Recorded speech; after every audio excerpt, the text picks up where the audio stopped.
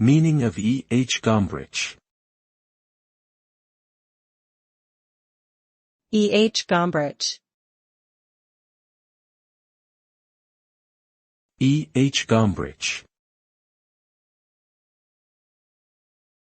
E H Gombrich. E H Gombrich.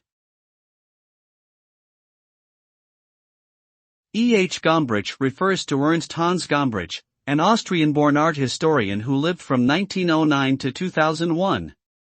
He was best known for his work The Story of Art, a global bestseller that has been translated into more than 30 languages.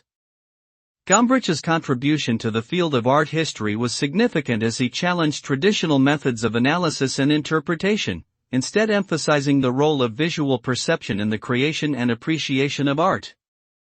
His approach, known as the psychology of perception, influenced generations of scholars and continues to shape the study of art today.